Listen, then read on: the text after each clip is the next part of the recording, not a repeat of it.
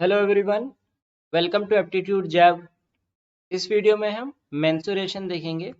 हम दो पार्ट्स में देखेंगे। इसमें हम टू डायमेंशनल चीज़ें देखेंगे और नेक्स्ट वाले में 3D देखेंगे।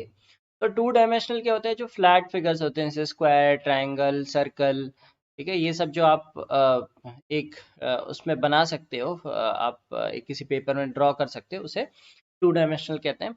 तो टू डायमेंशनल में दो चीज़ें होती हैं, एक तो एरिया होता है, ये जिसे क्षेत्रफल कहते हैं, और दूसरा होता है पेरीमीटर, परिमाप कहते हैं। तो इन दो से रिलेटेड क्वेश्चंस होते हैं 2D में। 3D में सरफेस एरिया और वॉल्यूम से रिलेटेड होते हैं, ठीक है। तो इसमें क्या होता है? इसमें बस आपको मेंसुरेशन में सारे फॉर्मूले पता होना चाहिए, क्योंकि सिर्फ फॉर्मूला बेस्ड आपको कुछ एप्लीकेशन ऐसे नहीं लगानी है। सारे आपको फॉर्मूला पता होना चाहिए कि स्क्वायर का क्या फॉर्मूला होता है, ट्राइंगल का एरिया का फॉर्मूला क्या होता है, ठीक है। हेरॉन्स फार्मूला से कैसे एरिया निकालते हैं। उसके अलावा आपके सर्कल का एरिया क्या होता है, ठीक है। सर्कल में अगर आपको क्वाड्रेंट का निकालना है, उसका एरिया कितना होता है, ये सब चीज़ें इसमें होती हैं।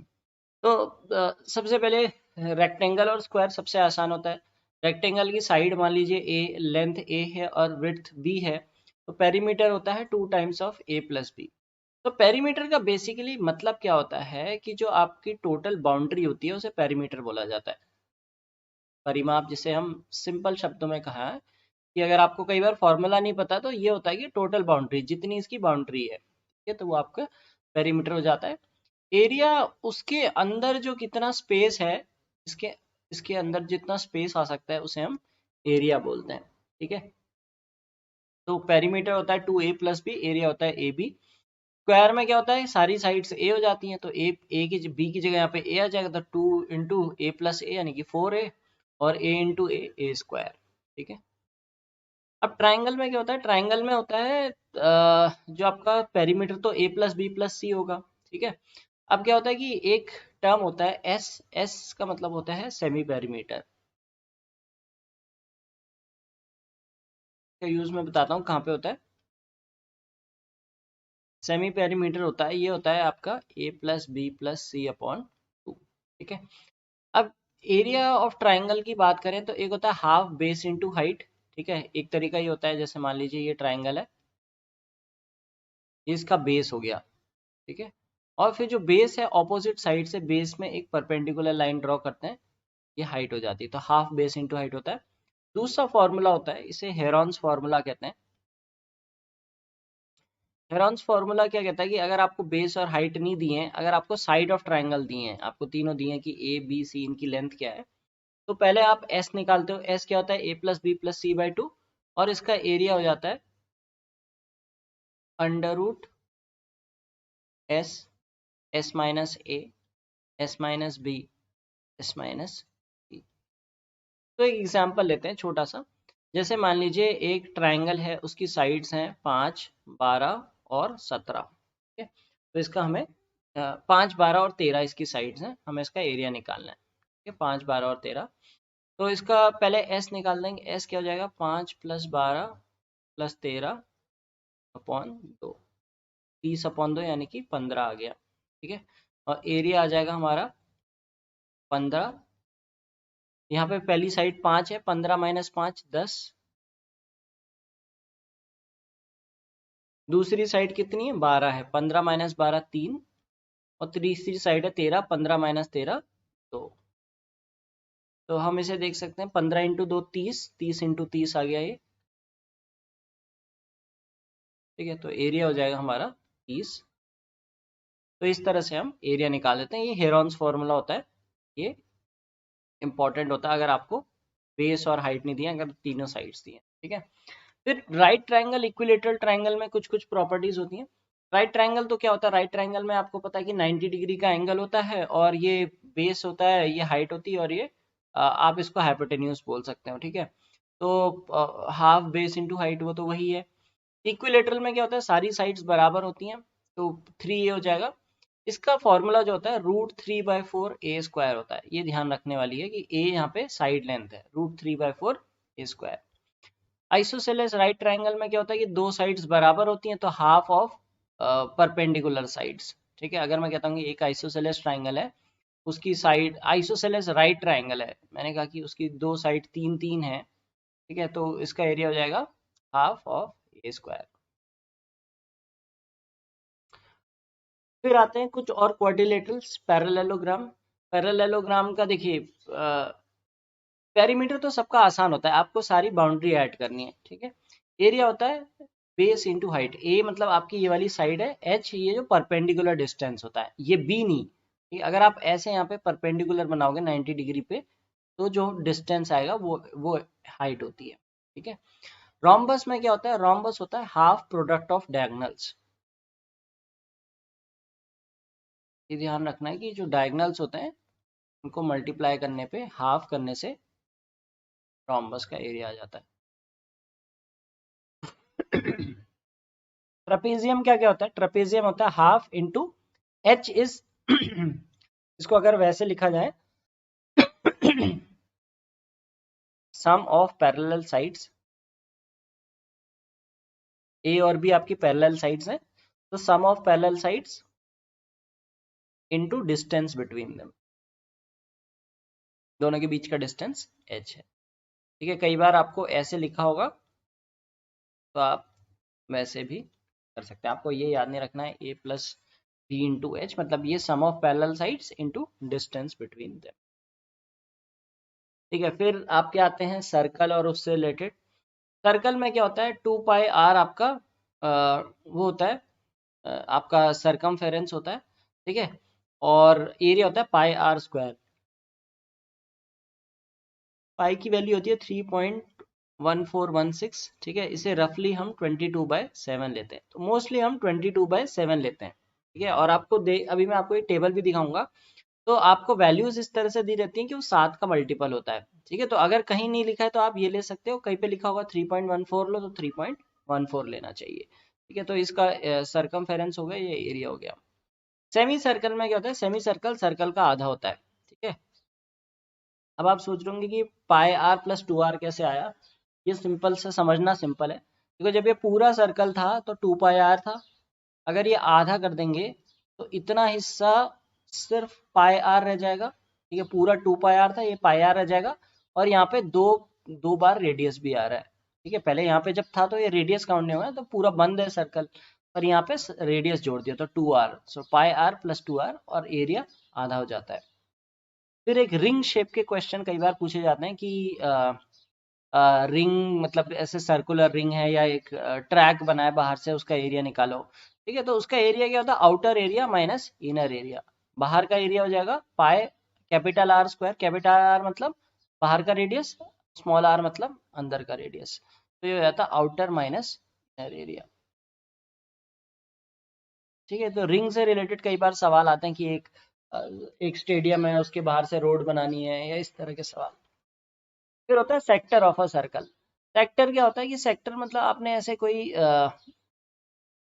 जैसे ये बनाया है, तो इसमें अगर आपको इसका वो निकालना है, इसका सरकमफेरेंस निकालना है, तो सरकमफेरेंस इसका हो जाता है मतलब एल। तो एल जो आपका जो लेंथ ऑफ आर्क है, लेंथ ऑफ आर्क निकलती है आपकी, टोटल होता है 360 डिग्री।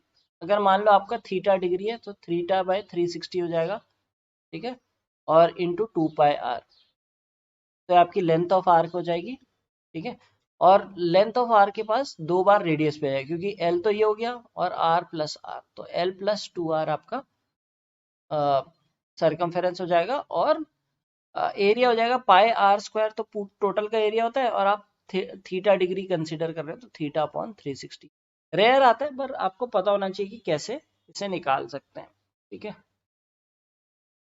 अब ये जो एक इम्पॉर्टेंट चीज मैं बता रहा हूँ, इसको आप इस टेबल को अगर आप याद कर लेंगे ना, आप बस यहाँ तक भी याद कर लो, एरिया तो आप 5 तक याद कर लो, 35 तक, और फिर ये आपको सरकमफेरेंस। देखो कभी भी आपको क्वेश्चन आएगा ना, उसमें रेडियस हमेशा मल्टीपल ऑफ 7 दिया रहता है। ठीक है, अगर आपको नहीं दिया मल्टीपल ऑफ 7, तो लिखेगा पाई को 3.14 कंसिडर करना है। जनरली आपने देखा होगा, आप कभी भी सवाल सॉल्व करते हो तो आपके रेडियस ऐसे ही आ रहा होता है, 7, 14, 21, 28। ठीक है, तो अगर आपको पता है कि इसका सरकमफेरेंस कितना होता है, अगर आपको याद हो गया, आप इतनी चीजें याद करते हो, अगर आप एक और चीज याद कर लोगे तो आपको कभी सॉल्व करने की जरूरत नहीं पड़ेगी, आप सीधे से बता दोगे का रेडियस कितना होता है। ठीक है, चलिए पहला सवाल, the area of a circle is 5544 centimetre, what is it's circumference.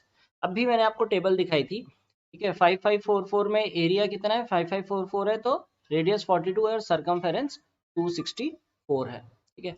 तो सीधे सीधे आपको आंसर निकल जाएगा। वरना आप क्या करोगे, आप कहोगे पाई आर स्क्वायर इक्वल टू 5544, ठीक है। पाई कितना होता है 22/7, तो आर स्क्वायर आप लिख दोगे 5544 इंटू 7/22, कि पाई होता है 22/7, इधर लेके रिवर्स हो जाएगा। फिर आप इसे डिवाइड करोगे, आप कहोगे ये डिवाइड हो सकता है, हाँ हो जाएगा, 22 इंटू 2, ठीक है। और फिर गया 5, फिर बचेगा 444, 252 इंटू 7, ठीक है। अब एक तरीका तो यह है कि इसको मल्टीप्लाई करो, दूसरा तरीका यह है कि आपको आर स्क्वायर दिया ना, तो ये स्क्वायर में होना चाहिए, मतलब इसको ये किसी, मतलब आप देख रहे हो यहाँ पे वैल्यूज रूट में दी है, तो ये स्क्वायर नंबर होना चाहिए। तो आप कह सकते हो इसको 7 से डिवाइड करके देख लो, 252 को अगर आप 7 से डिवाइड करते हो तो आपका आता है 36 आंसर आता है। तो आर स्क्वायर है आपका 36 इंटू 7 इंटू 7, तो आप कह सकते हो आर हो जाएगा 36 का अंडर रूट होता है 6, और 7 इंटू 7 का अंडर रूट 7, आर 42 आ गया। फिर आप वही लगाओगे 2 इंटू 5 इंटू आर, फिर आप कहोगे 264 आंसर है। पर अगर आपको वो वैल्यूज याद है टेबल, क्योंकि ये कॉमन वैल्यूज होती हैं, ठीक है, और ये स्टैंडर्ड ही है ना, ये चेंज नहीं होगा। अगर आर 42 है तो सर्कमफेरेंस 264 ही आएगा, कुछ और नहीं आएगा ना, तो आप उसे चाहे तो याद भी कर सकते हैं। Find the area of a triangle whose perimeter is 480 millimetre and the sides are in the ratio 4:5:3। अब इसमें हमें क्या करना है, हमें पेरीमीटर दिया है, हमें एरिया निकालना है, और हमें दिया है साइड्स का रेशियो क्या है, 4:5:3। तो मान लो हमारी साइड्स हैं 4x, 5x और 3x, टोटल करके कितना आ जाएगा 12x, ये हमें दिया है 480। तो हम x को मान लेते हैं, x हमारा आ जाएगा 40, ठीक है। तो हमारी साइड्स आ गई 160, 200 और 120। जब हमें साइड्स दी हैं तो मैंने क्या बताया था, आप हेरॉन्स फार्मूला लगा सकते हो। तो s कितना आ जाएगा 160 प्लस 200 प्लस 120 अपॉन 2, यानी कि 480/2 240। तो एरिया कितना हो जाता है, s, s minus a, s minus b और s माइनस, ठीक है। तो हमें यहाँ पे s की वैल्यू हमें निकाल दी है, तो ये आ जाएगा, s है हमारा 240, ये हो जाएगा 80, ये हो जाएगा 40 और ये हो जाएगा 120, ठीक है। अब हम इसे कर सकते हैं 3 इंटू 80 इंटू 80 और 40 इंटू 40 इंटू 3, तो 80 का एक पेयर बन गया, 40 का एक पेयर बन गया, 3 का एक पेयर बन गया। तो 80 इंटू 40 इंटू मतलब 32 3 96, 9600, ठीक है। तो ये हमारा एरिया आ जाएगा। अब एक चीज हमेशा ध्यान रखना, ठीक है, ये तो हमने ऐसे निकाल दिया, पर कभी भी क्वेश्चन में ऐसा दिया हो तो मत निकालना। हमेशा ध्यान रखना 3:4:5 होते हैं आपके पाइथागोरियन ट्रिपलेट्स। अभी हम ट्राइंगल्स का चैप्टर पढ़ेंगे, उसमें भी मैं आपको बताऊंगा पाइथागोरियन ट्रिपलेट्स क्या होते हैं। पाइथागोरियन ट्रिपलेट्स होते हैं कि पाइथागोरस का प्रमेय होता है कि अगर एक राइट ट्राइंगल में जो हाइपोटेन्यूस होता है, ठीक है, वो होता है आपका ए स्क्वायर प्लस बी स्क्वायर के, मतलब जो हाइपोटेन्यूस का स्क्वायर होता है वो इन दोनों के बराबर होता है। तो आप देख लो 3 का स्क्वायर कितना होता है 9, इसका होता है 16, इसका होता है 25।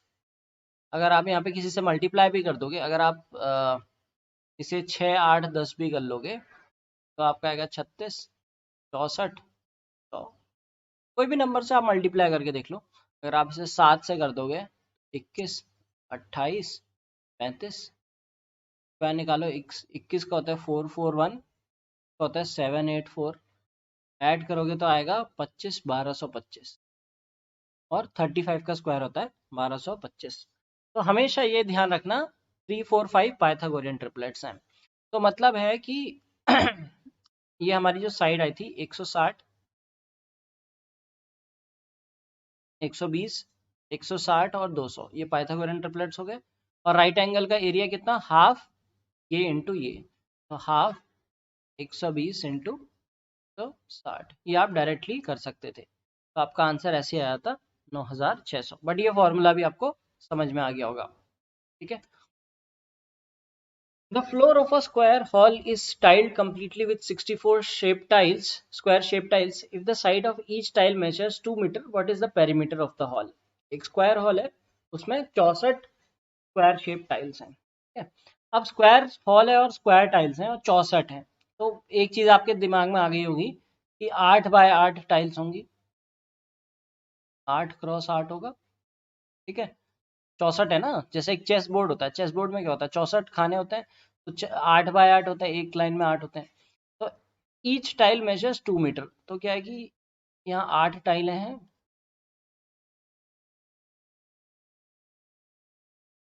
8 टाइलें और 2-2 मीटर की एक है, 2 इंटू 8 16 मीटर ही हो गया,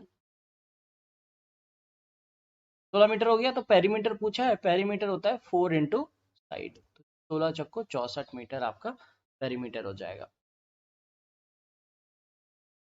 The area of a rectangle is 1.5 times the area of a square.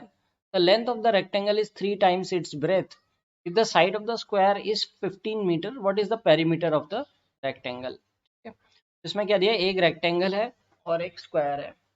Square की साइड दी है 15 मीटर, तो स्क्वायर का एरिया हो जाएगा 15 इंटू 15 225। अब ये कह रहा है the length of rectangle is 3 times its breadth और area is 1.5 times the area of. तो रेक्टेंगल की अगर हम बात करें तो एरिया आ जाएगा इसका 225 इंटू 1.5 गुना हो गया। ठीक है। क्या आ जाएगा आपका 337.5। और क्या दिया, length of rectangle is 3 times its breath, तो रेक्टेंगल की लेंथ मान लो 3x और ब्रेथ मान लो x। हमें क्या दिया है कि the side of area of rectangle is this, तो एरिया इसका कितना हो जाएगा 3x² यानी कि 337.5। ठीक है, तो x² आ जाएगा हमारा 112.5। ठीक है। अच्छा, अब क्या कह रहा है कि पेरीमीटर पूछा है ना, पेरीमीटर होता है 2 times of length plus breadth. Length है 3x, ब्रेथ है x, 4x हो गया, 2 से मल्टीप्लाई कर दो तो 8x आ जाएगा। ठीक है। अब देखो, अब यहाँ पे जैसे रूट में वैल्यू आई, तो लोग क्या करते हैं कि लोग स्क्वायर रूट निकालने की सोचेंगे, कई लोग छोड़ देंगे, कई लोग सोचेंगे यार मुझे तो 112 का स्क्वायर रूट नहीं आता है। ठीक है। यहाँ पर आपको क्या लगाना है, कॉमन सेंस लगाना है। देखो, अगर 10 का स्क्वायर कितना होता है, 10 का स्क्वायर होता है 100 होता है, 11 का स्क्वायर कितना होता है 121 होता है, ये क्या है 112.5 है। ठीक है। ये कुछ 10 और 11 के बीच में होना चाहिए, 10 पॉइंट समथिंग होना चाहिए, 10 पॉइंट समथिंग होना चाहिए ना। ठीक है। और पेरीमीटर कितना है 8x है, तो अगर मैं 10 को 8 से मल्टीप्लाई करता हूं तो आता है 80। ठीक है।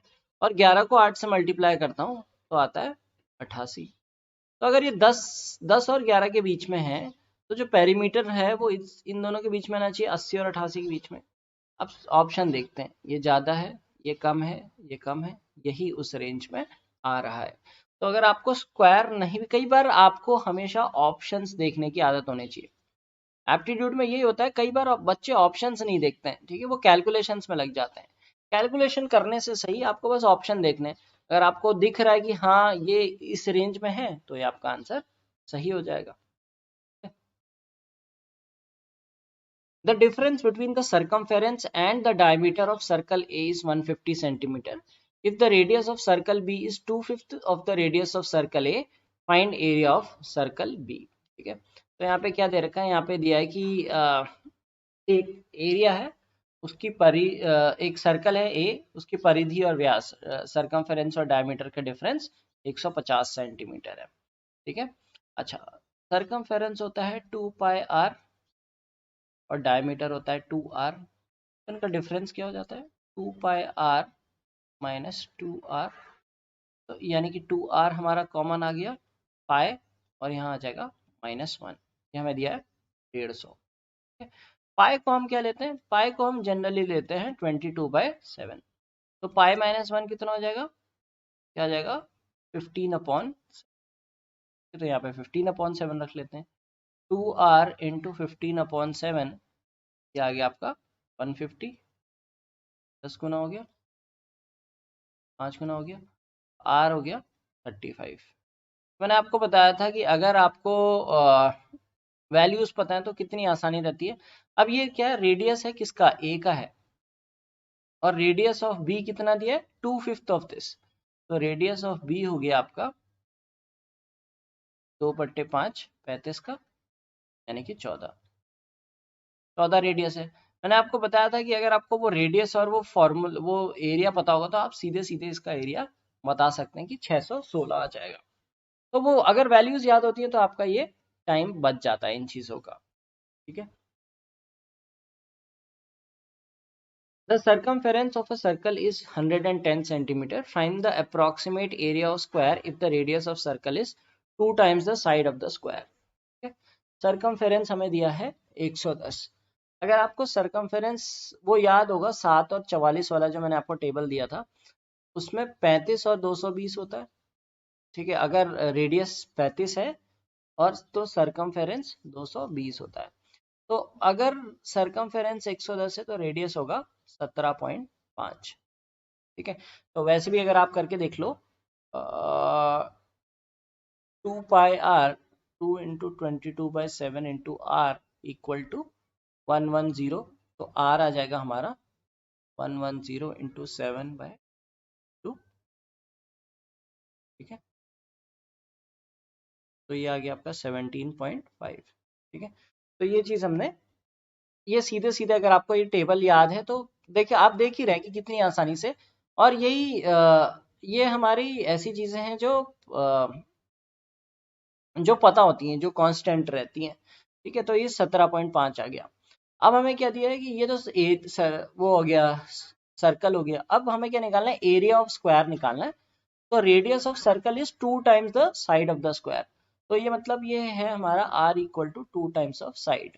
तो साइड कितनी हो जाएगी, 17.5 का आधा हो जाएगा, यानी कि 8.75। अगेन अब हमें क्या करना है, कैलकुलेशन नहीं करना है। क्यों नहीं करना है, देखिए हमेशा ध्यान दिया करो कि ऑप्शंस को हमेशा ध्यान से देखा करो। अब ये देखो ऑप्शंस क्या है, 82, 65, 71, 77। तो एरिया क्या होता है, एरिया होता है साइड का स्क्वायर, यानी कि 8.75 का होल स्क्वायर। अब आपको 8.75 का स्क्वायर निकालना नहीं, थोड़ा ध्यान देते हैं। 8 का स्क्वायर कितना होता है, 64 होता है। 9 का स्क्वायर होता है 81, ठीक है। तो ये तो गया आपका 82, क्योंकि 9 से ज्यादा हो गया। ये 64 है और ये 8.75 है। 8.75 कुछ इसके ज्यादा करीब है ना, 64 के करीब तो नहीं होगा। 65 आपका आंसर ही नहीं हो सकता। 71 क्या हो रहा है, 71 बीचों बीच में पड़ रहा है, बीच से भी पहले पड़ रहा है। देखो यहाँ से यहाँ तक का लाइन है, 8.5 आपका मतलब यहाँ पे 71 पहले पड़ेगा ना, 71 काफी पहले पड़ेगा। और ये देखो 8.75 है, ये इसके काफी क्लोज है, ठीक है। तो 71 तो आधे के करीब आएगा, 8.5 से भी पहले आ जाएगा, ठीक है। तो 71 नहीं होगा, 77 आंसर हो जाएगा। तो आप बिना कैलकुलेशन किए भी थोड़ा सा कॉमन सेंस लगा के ऑप्शंस देके आंसर निकाल सकते हो। The inner circumference of a circular track is 440 centimeter. The track is 14 centimeter wide. Find the diameter of the outer circle of the track. अब देखो वो जो मैंने आपको टेबल बताई थी ना, अब आपको लग रहा होगा क्या मैजिकल बात है, ठीक है। यहाँ पे हमें सरकमफेरेंस 440 दिया है, तो आपको सीधे से ध्यान में आ जाएगा r 70 हो जाएगा, क्योंकि 7 में 44 होता है तो 70 में 440 हो जाएगा, ठीक है। तो r 70 हो गया। The track is 14 centimetre wide. Find the diameter of the outer circle of the track. ये क्या है कि एक सर्कल है, उसके बाहर से एक ट्रैक बना हुआ है। ये हमारा रेडियस कितना है, 70 है, अभी हमने निकाला। और क्या दिया कि ट्रैक इज 14 सेंटीमीटर वाइड, तो ये 14 सेंटीमीटर का हो गया। हमें क्या निकालना, diameter of the outer circle, हमें बाहर का व्यास निकालना है। तो डायमीटर क्या होता है, डबल ऑफ रेडियस। का रेडियस कितना हो गया, 84, 84 इंटू 2 168 हो जाएगा। तो ये हमारा आंसर आ गया।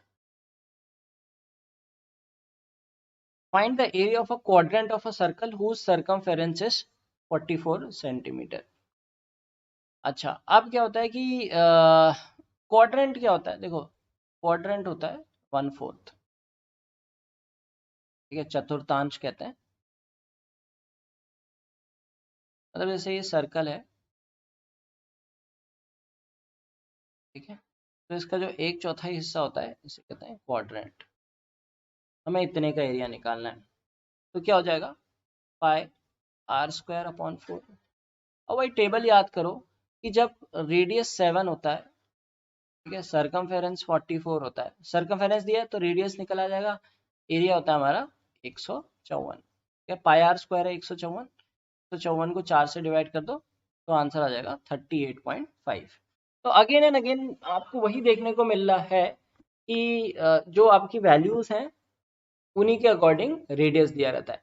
तो आप ये नोटिस करिएगा, आपको लग रहा होगा कि मैंने जानबूझ के ऐसे क्वेश्चन दे रखे हैं और मैं बता रहा हूँ, आप खुद क्वेश्चन से बुक से उठा के सॉल्व करेंगे तो आपको देखने को मिलेगा कि ज़्यादातर ऐसी ही वैल्यूज होती हैं जो 7 की मल्टीपल होती हैं। आप हमेशा जब भी क्वेश्चन सॉल्व करते हो आप पाई को 22/7 लेते हो ना, क्यों लेते हो, क्योंकि वो 7 के मल्टीपल में दिए रहते हैं। तो आपको वो वैल्यूज याद हो जाएंगी, तो फिर आपको कुछ समय ही नहीं लगेगा सवाल करने में।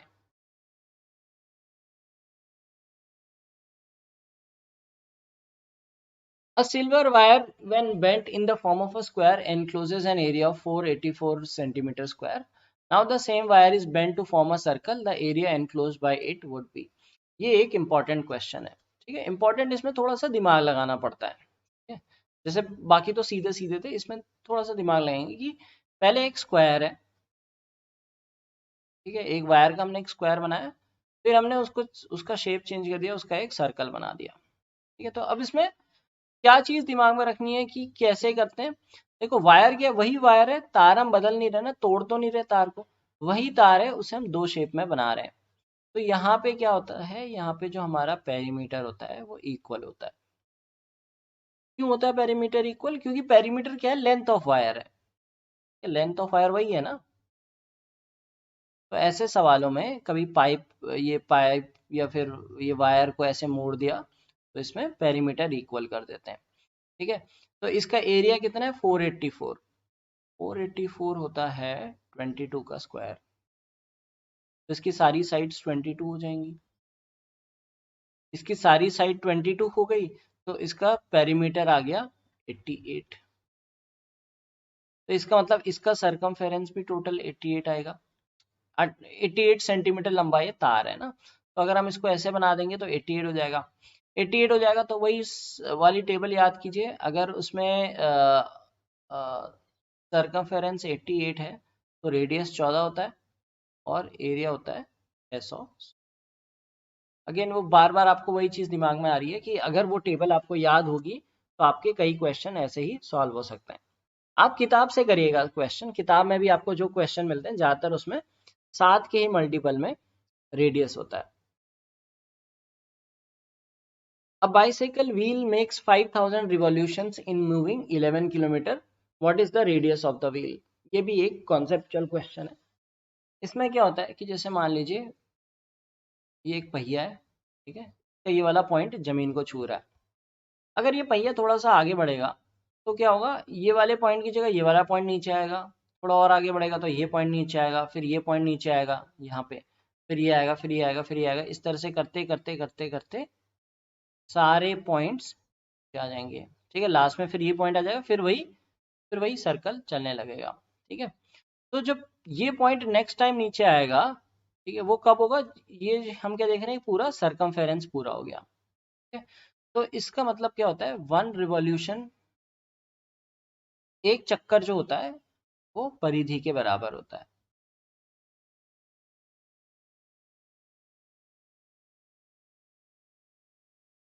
ठीक है, तो ये ध्यान रखना है कि एक रिवॉल्यूशन होता है वो एक सर्कमफेरेंस के बराबर होता है। कभी भी व्हील वाला क्वेश्चन है कि वो टायर है उससे ट्रक से कितनी दूर चलेंगे और इस तरह से कुछ कुछ हो सकता है, ठीक है।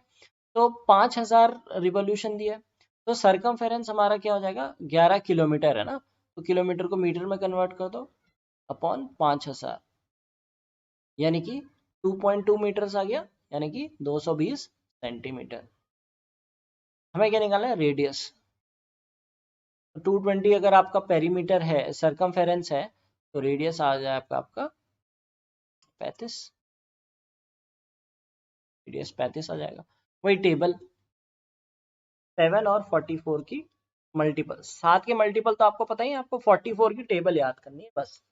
तो आप रेडियस और सरकमफेरेंस तो ऐसे ही निकाल सकते हो, क्योंकि 44 इंटू 5 होता है 220, तो 7 इंटू 5 हो जाएगा 35। ठीक है। A road that is 7 meter wide surrounds a circular path whose circumference is 352 meter. What will be the area of the road? ठीक है, एक सर्कल और एक गोलाई का रास्ता है, उसके बाहर से एक रोड बनी है। ठीक है, तो सरकमफेरेंस दिया हमें 352।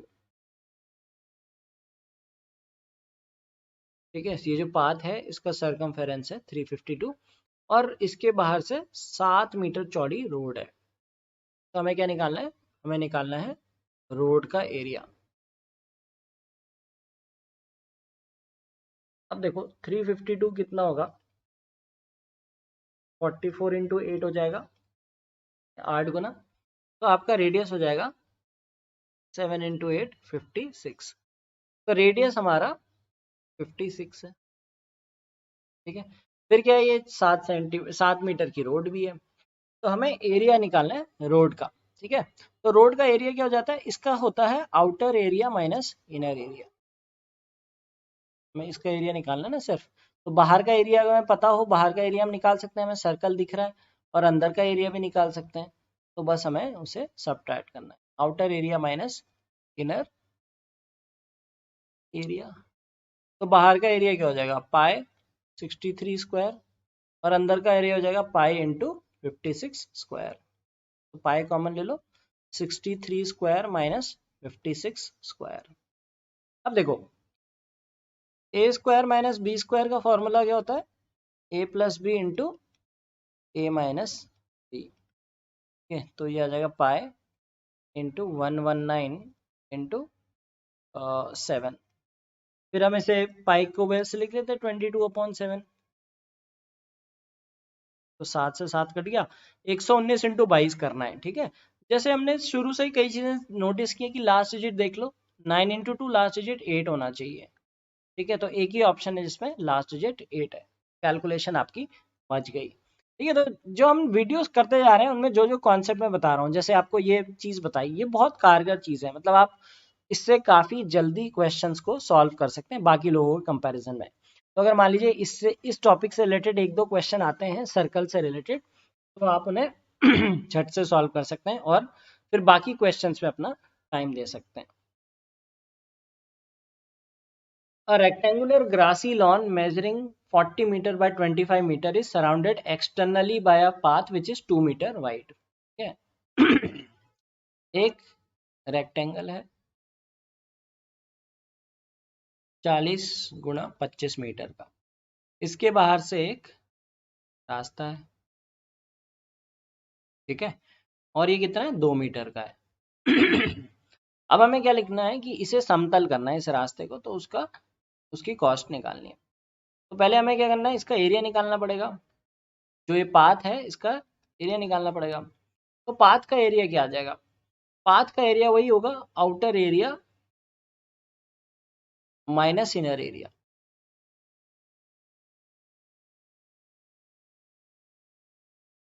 ठीक है, अच्छा अब एक चीज ये देखनी है कि अब यहाँ पे लोग क्या मिस्टेक करते हैं, लोग इसको 42 लिख देंगे, वो कहेंगे 2 मीटर चौड़ा है तो लोग इसे 42 लिख देंगे, पर ये 42 नहीं होगा।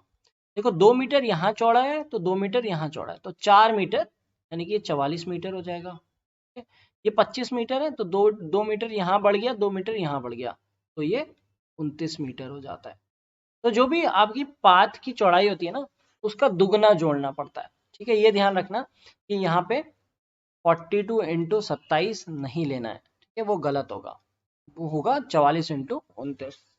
ठीक है, तो बाहर का एरिया हो जाएगा 44 इंटू 29 और इनर एरिया हो जाएगा 40 इंटू 25। ये तो 1000 आ गया हमारा।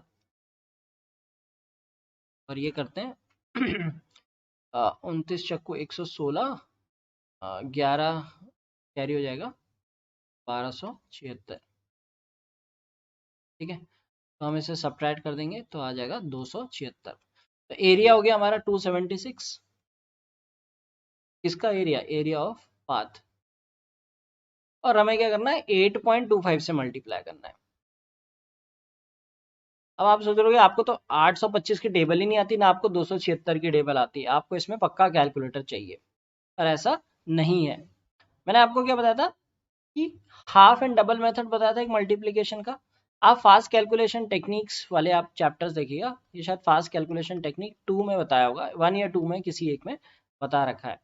तो ये देखो 8.25 है, इसको मैं 16 16.5 लिख सकता हूँ अगर मैं 2 से मल्टीप्लाई कर दूं और इसे 2 से डिवाइड कर दूं। ठीक है, फिर अगर मैं इसे 2 से डिवाइड कर दूं तो ये 69 हो जाएगा और ये 33 हो जाएगा। 9 इंटू 3 लास्ट में 7 आना चाहिए, एक ही ऑप्शन में 7 आ रहा है। तो देखो मैं कितने आसानी से इस कैलकुलेशन को कर पाया। तो ये कैलकुलेशन इसलिए मैंने जो स्टार्टिंग में इसीलिए वो क्लासेस कराई थी फास्ट कैलकुलेशन टेक्निक्स की, ताकि आप ऐसी चीज़ों में कम से कम समय में सॉल्व कर सकें। और कई लोग इन्हीं चीज़ों में फंस जाते हैं, उन्हें ये चीज़ें पता नहीं होती, वो नॉर्मल कैलकुलेशन कर रहे होते हैं, कैलकुलेटर अलाउ नहीं होता है, काफ़ी लंबा कैलकुलेशन खिंच जाता है तो समय बीत जाता है। तो हमने कुछ ऐसी कैलकुलेशन टेक्निक सीखी हैं। और आज की क्लास में भी मैंने आपको जो आपको बताया कि जो वो टेबल बताई थी ना, वो इम्पॉर्टेंट है। मतलब जो रेडियस, सरकमफेरेंस और एरिया की टेबल दी थी, वो उससे आपका लिए कैलकुलेशंस आसान हो जाएंगे। तो ये हमारा 2D का चैप्टर था, इसमें हमने एरिया, सरकमफेरेंस ये सब चीज़ देखी। नेक्स्ट चैप्टर में हम 3D मेंसुरेशन देखेंगे।